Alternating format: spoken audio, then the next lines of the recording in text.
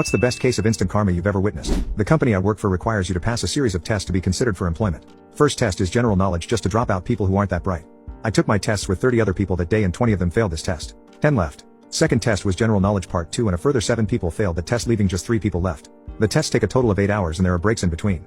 We were not allowed to leave the building during testing. If we had to leave, then we would have to reschedule the tests for another day. Me and the other 2 guys were stuck there together for the rest of the day, so we got to talking in between tests. One guy was older, maybe in his mid-50s early 60s, and was bragging about how easy the tests were and couldn't believe 27 people failed. The other dude was my age at the time, pretty young for the job we were applying for. He was nervous and seemed happy he made it through the first 2 tests. As I studied for the test, there was one that I wasn't sure about.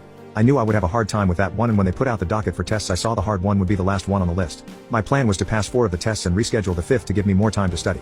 All 3 of us passed the 3rd test and I had to listen to the old man gloat about how easy it was when the young guy and myself lamented it was harder than we thought.